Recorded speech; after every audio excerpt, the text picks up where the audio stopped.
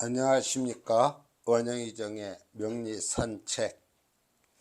오늘 이 시간에는 그동안 제1강에서 66강까지 기초 과정이라고 할 수 있는 그러한 명리의 부분을 강의해 드렸습니다.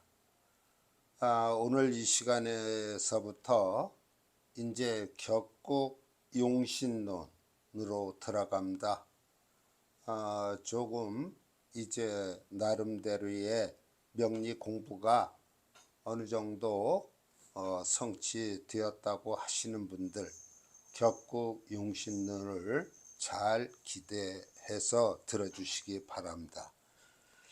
어떤 사주가 있고 그 사주에 접근하는 역술인들 또는 역학자들 여러 가지 방법으로 하나의 사주를 우리가 감명하게 되지요.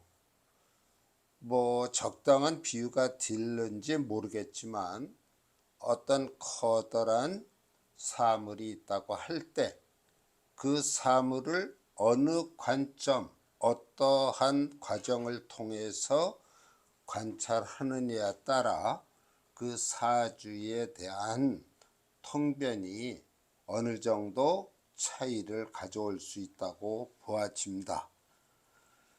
이런 관점에서 저도 이 명리학을 공부하면서 여러 갈등을 느꼈습니다만 그 중에 제가 최종적으로 선택했던 방법이 격국 용신론에 입각한 사주의 간명이었습니다.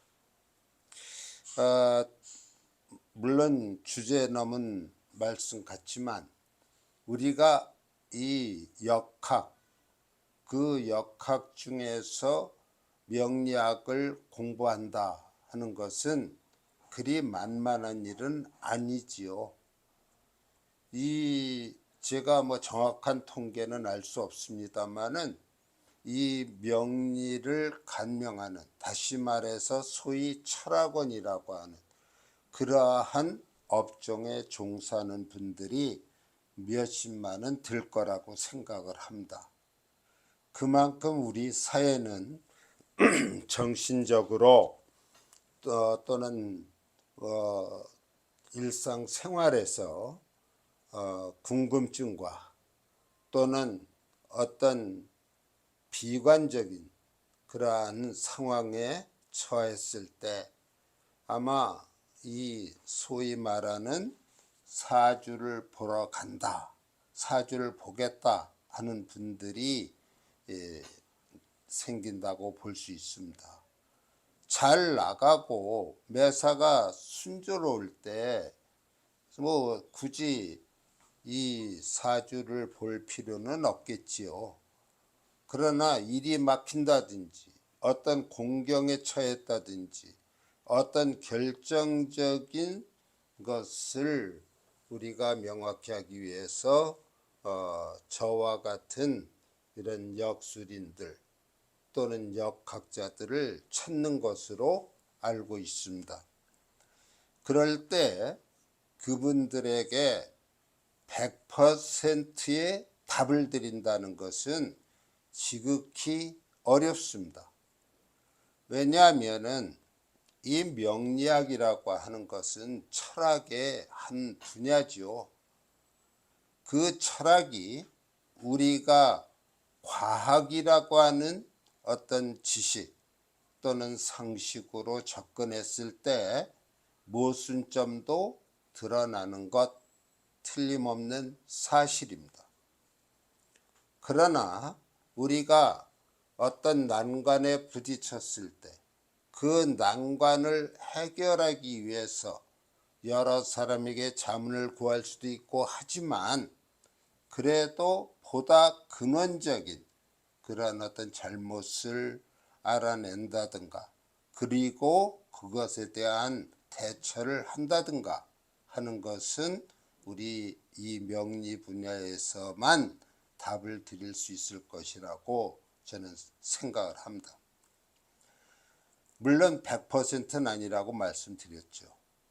그런데 어떤 분들의 경우는 모든 것을 완벽하게 그러한 답을 갖다가 드리는 사람들로 이 역술인이나 역학자들을 생각해서 자기가 원하는 어떠한 해명이나 어떠한 답이 주어지지 않았을 때 굉장히 매도하는 그런 분들도 계십니다.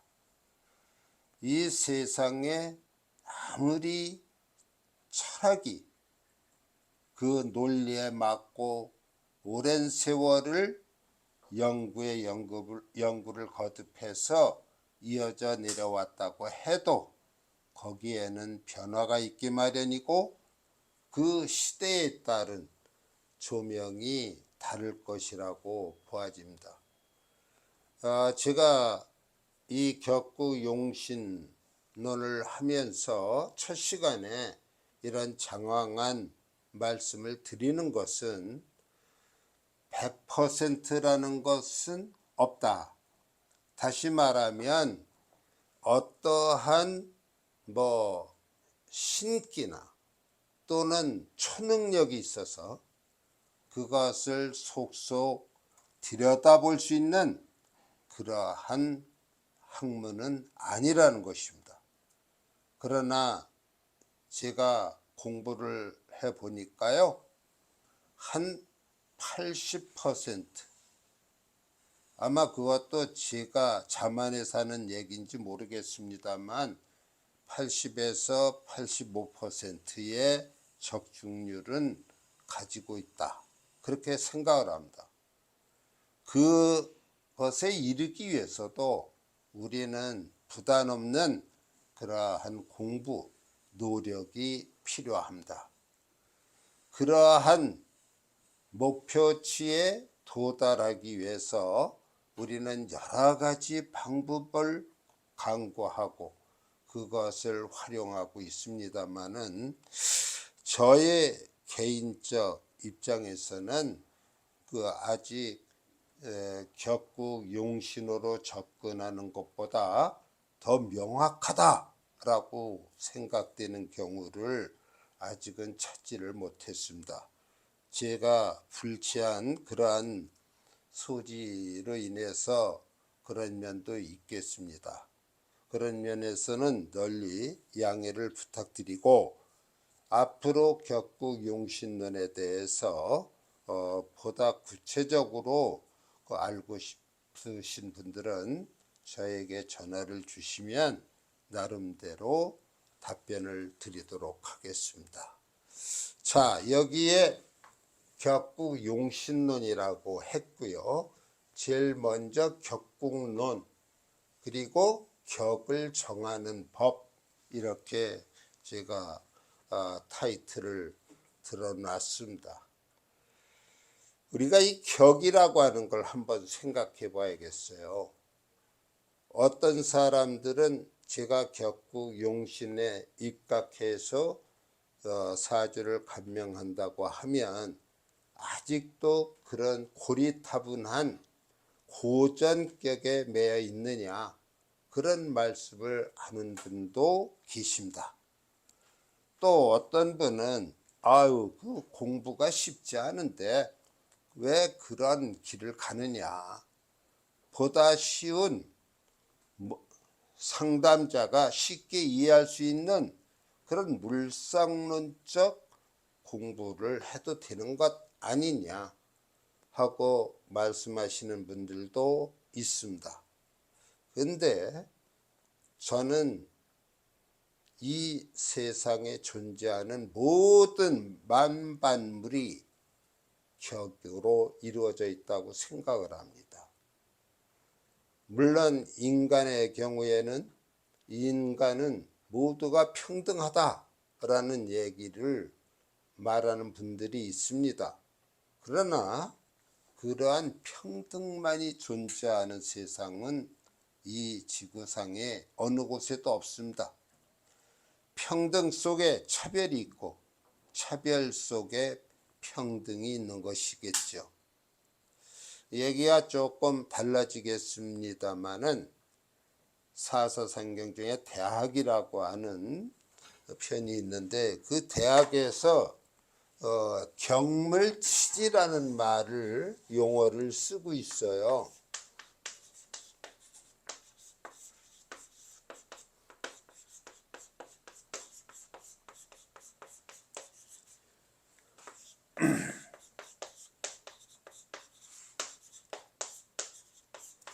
이 경물치지라는 말을 쓰고 있는데 뭐 사전적인 뜻은 뻔하죠. 실제의 사물을 그 이치나 어떤 그 상황을 따져보고 연구해서 어떤 완전한 지식을 이루는 것, 그것이 아마 경물치지라고 하는 의미의 사전적인 뜻이 될 겁니다. 그 이면에 존재하는 심오한 철학적 의미는 제가 여기서 말씀드리기 어렵습니다만, 이 사주도 우리는 그냥 8글자를 4개의 기둥으로 세워놓은 것으로 단순히 생각하면 안 됩니다. 그 사주는 그 한 사람의 선천적, 다시 말하면 숙명적 그러한 부귀 빈천이라고 하는 내용을 담고 있습니다. 그 사주를 우리는 그냥 하나의 주변에 널려있는 물상 대하듯이 비유적으로 간단하게 표현할 수 있는 것은 아닙니다. 그 4개의 기둥, 8개의 글자를 통해서 우리는 그 사주가 담고 있는 은밀한 깊은 내면의 세계까지 들여다보아야 하는 것이지요. 어떤 한 사건이 일어나기 위해서는 많은 조짐들이 사전에 따른다고 합니다. 그와 마찬가지로 하나의 그러한 사주를 들여다보고 그 사람이 어떤 상담을 하기 위해서 찾아왔다면 우리는 그 사주를 단순히 천간내자와 지지, 그리고 그 지지가 품고 있는 지장간에 의해서 단순하게 판단할 수만은 없는 겁니다. 하나하나 세밀히 따져보아야 하는데요. 그 첫 번째의 관문이 저는 격이라고 생각을 합니다. 여담입니다만 제가 백화점에 만년필을 사러 간 적이 있어요. 제가 글을 많이 쓰다 보니까 만년필을 좋아하는데요. 물론 어린 중학교 시절에 그 남의 만년필을 제가 굉장히 부러워해서 한번 그 만년필을 제가 훔치고 싶었던 적도 있었기 때문에 그러한 요인이 오늘날까지도 저는 만년필에 대한 집착을 갖는 그런 버릇이 생겼습니다. 그래서 그 만년필을 사러 갔더니 이왕 사는 김에 좋은 걸 사고 싶지 않겠습니까? 그래도 전 좋아도 그냥 몇십만 원이면 최상일 거라고 생각을 했어요. 근데 그 만년필 가게에 가서 진열된 만년필을 보니까 마음에 드는 그런 만년필이 있는데 그 밑에 가격을 보니까 2천만 원이 넘습니다. 그 다음에 다른 것들을 이렇게 들여다 보니까 아마 제일 싼 것이 한 100여만 원의 이 가치를 담고 있더라고요. 제가 물어봤습니다. 이 만년필은 왜 2천만 원이 됩니까? 그랬더니 거기에는 뭐 다이아몬드도 담아져 있고 또 보석으로 디자인이 된 것이기 때문에 그만한 가치를 갖는다. 소장의 가치가 있는 만년필이다. 그래서 결국은 제 주머니 사정이 여의치 않아서 그냥 그러냐 다른 데 한번 더 둘러보고 오겠노라고 빠져나오는데 등에서 후끈거렸어요. 그러면은 그것이 하나의 뭐 에피소드일 수도 있겠지만 그 만년필의 작용은 만년필을 필요로 하는 것은 글을 쓰기 위한 하나의 필기 도구 아니겠습니까?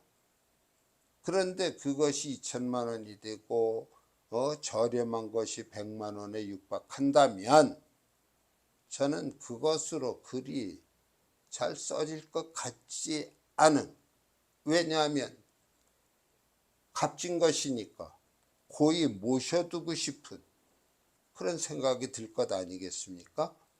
그래서 결국 못 사고 말았습니다. 우리 인간이라고 하는 존재도 저는 격이 있다고 생각합니다. 굉장히 제 자신도 모든 사람은 평등하다 하고 부르짖는 사람 중에 하나지만 막상 실제 생활에 임해서 보면 제가 모르는 세계에서 사는 사람들이 꽤 있더라고요. 또 저보다 더 못한 세상을 갖고 살아가는 분도 있었어요. 그러면 그들의 그러한 삶이 자기가 꼭 그러한 삶을 원해서만 된 것은 아닐 것이다. 그렇기 때문에 저는 사주로 접근을 해서 그들의 그 삶의 모습, 사회적인 지위, 그가 지니고 있는 어떤 재물의 과다, 이런 것들을 한번 알고 싶었던 그런 적이 있었습니다. 저도 제 명조를 언젠가는 공개하겠습니다마는 저는 지금까지 명리 공부를 하면서 이 명리 공부가 아마 제 삶과 그렇게 동떨어진 것이었다면은 여기까지 오지 않았을 것입니다. 에이, 사주 맞지 않아. 이건 공부할 가치가 없어 하고 벌써 버렸겠지요. 그런데 제 인생을 연결시켜 돌아보니까 100%는 아니라고 하더라도 거의 8, 90%가 제 삶이 걸어온 길과 같이 흘러왔다는 것을 느끼고 있습니다. 자, 이러한 관점에서 저는 명리를 대하는 데 있어서 격국 용신론 쪽으로 접근하는 그런 나름대로의 이유를 갖고 있습니다. 물론 많은 이유가 있겠지요. 그러나 제가 앞으로 강의에 드릴 격국 용신 한번 고리타분할지 모르겠지만 명리를 공부하시는 분들 한번 귀담아 들어주셨으면 합니다. 자, 오늘 이 시간에는 제가 이렇다 할 말씀을 드리지 못했는데요. 이것은 우리가 격국 용신론을 처음 대하시거나 또는 격국 용신론에 대해서 부정적인 생각을 하고 계신 분들, 그분들에 대한 변명의 시간이라고 생각을 하시고 들어주셨으면 합니다. 시간이 좀 흘렀지요. 이제 본격적인 격국 용신론에 대한 논계는 다음 제70강, 다시 말하면 68강에서부터 시작을 하겠습니다. 좀 더 어떤 높아심에서 말씀드린다면 이 격국용신론이라고 하는 것이 명리의 어떤 정통성에서 아주 벗어나 있는 것은 아닙니다. 아마 이 명리 이론에 쌍벽을 이룬다고 한다면 이런 격국용신론과 물상론, 다시 말해서 자연론과 그러한 쪽이 되겠지요. 거기에 여러 가지 방법들을 접목시켜서 독자적인 철학을 완성하신 분들도 계십니다만, 나름대로 오랜 세월 동안 맥을 이어오고 있는 그러한 공부의 하나라는 것을 이해하시면서 다음 시간을 기대해 주셨으면 좋겠습니다. 오늘 장황한 말씀 들어주셔서 감사합니다. 감사합니다.